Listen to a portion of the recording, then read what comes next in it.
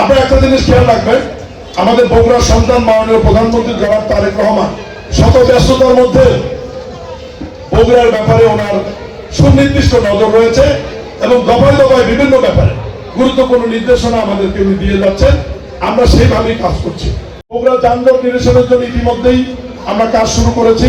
গতকালই বুয়েটের একটি উচ্চ পর্যায়ে প্রতিনিধি দল বগুড়ায় এসছে, তারা কাজ করছেন। পুরো বগুড়া শহরকে যানজট মুক্ত রেখে সাধারণ মানুষের চলাচলে যোগ্য করবার জন্য যা প্রয়োজন আমরা পদক্ষেপ নিয়েছি। দ্রুত এ ব্যাপারে পদক্ষেপ নেওয়া হবে এবং ব্যবস্থা গ্রহণ করা হবে। বাংলাদেশের মধ্যে বগুড়া জেলা একটি গুরুত্বপূর্ণ জেলা। এই কারণেই ব্রিটিশ বিরোধী আন্দোলনের প্রথম শহীদ প্রফুল্ল চাকির বাড়ি এই বগুড়া। আপনারা জানেন পাকিস্তান আমলের প্রধানমন্ত্রী মোহাম্মদ আলীর বাড়ি এই বগুড়া। সবচেয়ে গুরুত্বপূর্ণ বিষয় হচ্ছে মহান স্বাধীনতার ঘোষক শহীদ রাষ্ট্রপতি জিয়াউর রহমানের জন্মস্থানে বগুড়া হওয়ার কারণে দেশে এবং বিদেশে বগুড়ার গুরুত্ব একটু আলাদা। ইতিমধ্যে আপনারা দেখেছেন যে পার্লামেন্টে আমার বক্তৃতায় সমস্ত মন্ত্রণালয়ের মাননীয় মন্ত্রীদেরকে আমি অনুরোধ করেছি যে মাননীয় প্রধানমন্ত্রী জেলা বগুড়া হওয়ার কারণে যে মন্ত্রণালয়ের যে জিনিসটি গুরুত্বভাবে করার প্রয়োজন তারা যেন অতি দ্রুত বগুড়া এটা বাস্তবায়ন করে। এবং এ ব্যাপারে আমি ব্যক্তিগতভাবে মনিটরিং করছি এবং জেলা প্রশাসককে নির্দেশনা দেওয়া আছে যে মন্ত্রণালয়ে যেটা প্রয়োজন আমাকে তারা চাহিদা পাঠালে আমি সাথে সাথে আধা সরকারি পত্র ওই মন্ত্রণালয়ে প্রেরণ করে যোগাযোগ রক্ষা করছি যাতে দ্রুত এই জিনিসগুলো বাস্তবায়ন হয়। সুধীমণ্ডলী, এর বাইরেও শিল্পকলা একাডেমিকে সংস্কার করার জন্য আমি ওনাকে একটা চিঠি দিতে বলেছি। এ ব্যাপারে প্রয়োজনীয় বরাদ্দ প্রদান করা হবে।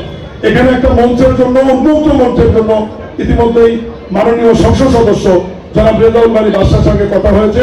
উনি বগুড়া পৌরসভার মধ্যে এটা ব্যবস্থা করবেন।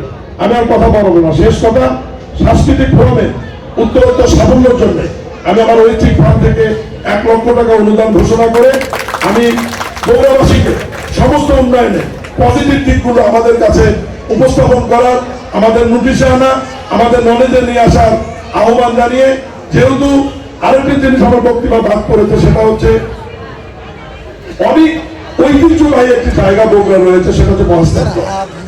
ইতিমধ্যে এটাকে কেন্দ্র করে শ্রীলঙ্কা, থাইল্যান্ড সহ যাদের পূর্বপুরুষ এখানে ছিল তাদের অনেক আগ্রহ রয়েছে।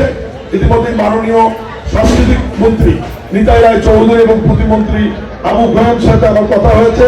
তারা দুইজনই বগুড়া সফর করবেন এবং বগুড়ার প্রত্যন্ত নিদর্শন যতগুলো রয়েছে সব জায়গায় ভিজিট করে এই জায়গাগুলোকে পর্যটকদের আকৃষ্ট করবার জন্য যা যা করার প্রয়োজন উনি পদক্ষেপ নেবেন। শুভ উদ্বোধন ঘোষণা করে উত্তরোত্তর সাফল্য কামনা করে আমার বক্তব্য শেষ করছি। সবাই ভালো থাকবেন। আসসালামু আলাইকুম।